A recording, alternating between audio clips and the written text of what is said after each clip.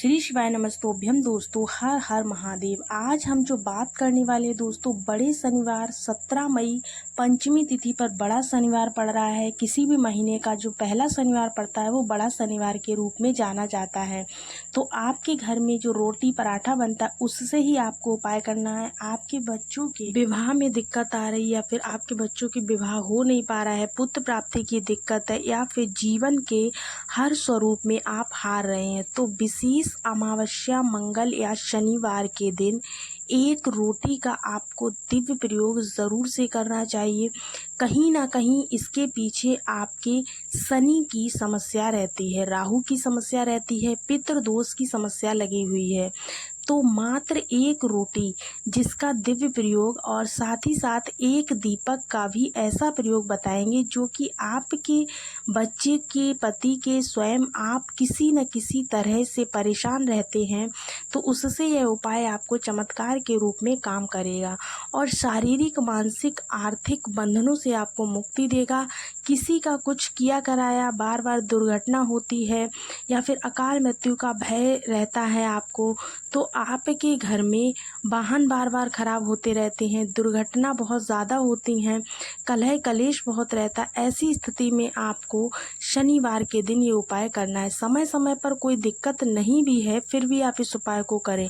व्यापार अच्छी तरह से नहीं चल पा रहा है, लगता है कि मेरे घर में कोई दिक्कत नहीं है, फिर भी आप इस उपयोग को कीजिएगा, क्योंकि इस उपाय को करने का बहुत ही विशेष अवसर आपको प्राप्त हो रहा है। इसमें कोई दोष नहीं है, आपको हानि पहुंचाने वाला उपाय नहीं है, बल्कि आपके नवग्रहों की दशा को अच्छा बनाने के लिए इस उपाय को आपने करना है। उपाय को करना कैसे है इस वीडियो में पूरा देखिएगा, अंत तक आपको बने रहना है, जिससे कि वीडियो में सारी चीज़ें आपको अच्छे से समझ में आ जाएं। आपके फ्रिज में आटा रखा हुआ है तो उसी की रोटी बना लें और इस उपाय को करना शुरू करें।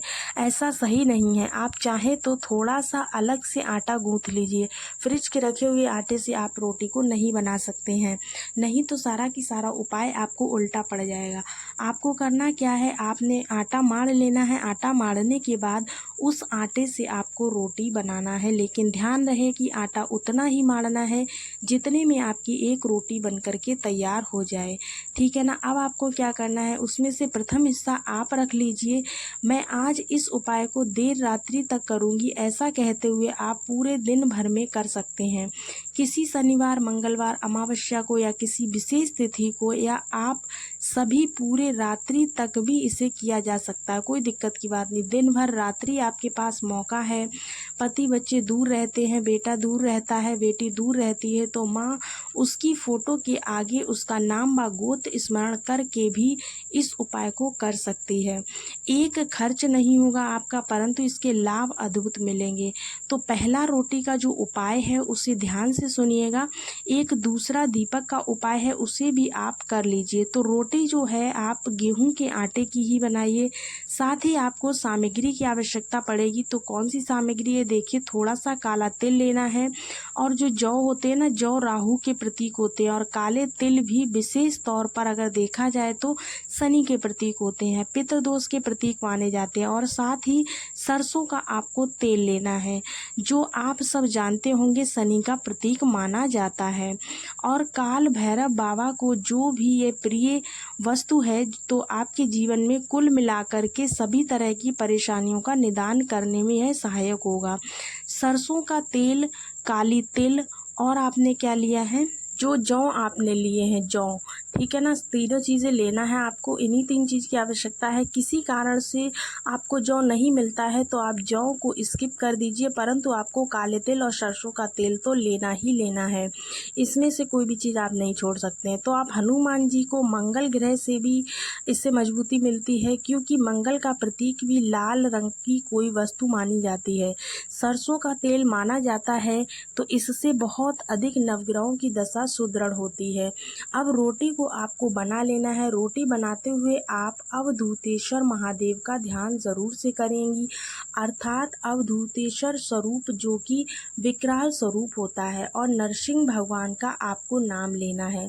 नरसिंह भगवान काल विकराल को दूर करते हैं और आपको बता दें अवधूतेश्वर महादेव जो है उनका एक ऐसा स्वरूप है जो कि भूत भविष्य को वर्तमान में अगर कोई बात हुई है जिस कारण से अभी बंधन चल रहे हैं, आपके चल रहे वैवाहिक बंधन है, कोख बंधन है, बुद्धि बंधन है, या किसी भी स्वरूप में आप परेशान होते हैं, तो उस समस्या के निदान के लिए यह नाम आपको लेना है अवधूतेश्वर महादेव का। तो रोटी आप बना लीजिए, आटा गूँथेंगे तो इन दो नामों का स्मरण जरूर से करिएगा। रोटी बनाएंगे तो भी आप इन्हीं दोनों नामों का स्मरण करेंगे। अब रोटी बनाने की प्रक्रिया भी इसमें ध्यान से सुनिए। आपको करना क्या है, रोटी जो बनानी है वो आधी सेकी बनानी है, पूरी फुलानी नहीं है, मतलब कच्ची रोटी बनानी है।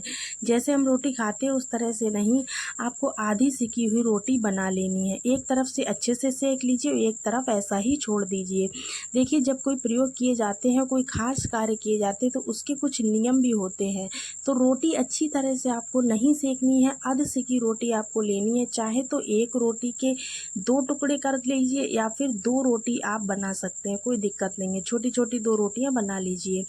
दोनों को ही यहाँ पर प्रयोग किया जाएगा। अब जो बच्चा है जो गलत संगत में पड़ गया है, या फिर पति गलत संगत में पड़ गए हैं, या फिर गलत आदत उनको लग गई है, बच्चों के विवाह नहीं हो रहे हैं, पुत्र की प्राप्ति नहीं हो पा रही, या फिर कुल मिलाकर दवाइयाँ काम नहीं कर रही हैं, रोग पीछा नहीं छोड़ रहे हैं, बार बार किसी न किसी स्वरूप में आप परेशानी रहते हैं, तो आपको वही आधी कच्ची रोटी पर सबसे पहले लगाना है सरसों का तेल। ठीक है ना, थोड़ा सा सरसों का तेल दोनों साइड आपको लगा लेना है।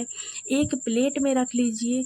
उसके बाद में इस रोटी को आपको करना क्या है, उतारना है। क्या करना है, उतारा करना है। इसका 7 बार उतारा कर सकते हैं, 21 बार उतारा कर सकते हैं। घड़ी की दिशा में आपको घुमा करके एक व्यक्ति के लिए एक ही रोटी का प्रयोग किया जाएगा। कहने का मतलब है दूसरे व्यक्ति के लिए ही दूसरी रोटी का आप प्रयोग करेंगे। तो छोटी छोटी 2 रोटियां बना लीजिए या एक रोटी के 2 टुकड़े कर लीजिए। उसके बाद इसके ऊपर आप थोड़ा सा जौ जो है, आपको जौ थोड़ा सा डाल देना है रोटी के ऊपर, और काले तिल डाल देने, अर्थात चिपका देने हैं उसी तेल के साथ में। ठीक है ना। इसके बाद दोस्तों आपको पूरे घर में इस रोटी को घुमा लेना है, उतारा कर लेना है। उसके बाद इसे पीपल पेड़ के नीचे या फिर नंदी बाबा का जो उठा हुआ पैर होता है ना नंदी बाबा का, या फिर नंदी बाबा आपको मिल जाए सामने से तो उनको खिला देना है। या फिर पीपल वृक्ष में भी देवता वास करते हैं और हर स्वरूप में, हर शक्ति में है। सकारात्मक और नकारात्मक पितरों की पूजा भी पीपल पेड़ के नीचे होती है। तो या तो आप पीपल पेड़ के नीचे इसे चूरा करके डाल दें, छोटे छोटे टुकड़े कर करके डाल दीजिए। किसी काले स्वान को खिला सकते हैं, कोई भी काला पक्षी, या फिर नंदी बाबा को आप खिला दीजिए। मैंने भली भांति प्रकार से छोटी छोटी चीज़ आपको यहाँ पर बताया है। छोटे बच्चे से लेकर के बड़े बूढ़े व्यक्ति तक यह प्रयोग किया जा सकता है। कोई भी व्यक्ति इस प्रयोग को कर सकता है, कोई दिक्कत की बात नहीं। घर का छोटा इंसान करे या फिर घर का बच्चा करे या फिर घर का बड़ा करे, कोई भी कर सकता है, कोई दिक्कत नहीं है ऐसी। ठीक है ना। और साथ के साथ जैसे बच्चे दूर हैं तो उनका नाम व गोत्र बोलकर आप इस उपाय को कर लीजिएगा। और दोस्तों आपको उतारा अगर जैसे बच्चों के विवाह के लिए कर रहे हैं या उनके लिए संतान हो ऐसी प्रार्थना करते हैं, तो आपको क्या करना है, तो उस व्यक्ति के जो फ़ोटो है उसका आपको उतारा करना है। ठीक है ना। अगर पास में व्यक्ति नहीं है तो फ़ोटो का उतारा कर लीजिए। मोबाइल में फ़ोटो है तो मोबाइल के फ़ोटो का उतारा कर लीजिए। कुल मिलाकर चित्र का आपको उतारा कर लेना है। इसे ले जा कर के आपको पीपल पेड़ के नीचे छोड़ आना है। जैसे जैसे वहाँ पशु पक्षी खाएंगे वैसे वैसे आपके बंधन कटते जाएंगे, या फिर काले कुत्ते को खिला दीजिए। ठीक है ना। जैसा भी आपको आपके आसपास उचित हो मिल जाए वैसा आप कर सकते हैं। यह उपाय आपको बहुत ही उपयोगी लगा होगा। अगर उपाय आपको अच्छा लगा है तो कमेंट्स में हमें ज़रूर बताइएगा। हम आपके लिए इसी तरह के बहुत ही विशेष से उपाय लेकर आएंगे। कल बहुत बड़ा दिन है, बड़ा शनिवार है, तो उपाय को करने में बिल्कुल भी मत चूकिएगा। आपके परिवार में सभी लोग खुश रहेंगे, सभी को शनिदेव की कृपा प्राप्त होगी। तो मिलते हैं अगले वीडियो में, तब तक के लिए सभी को राधे राधे, श्री शिवाय नमस्तुभ्यम।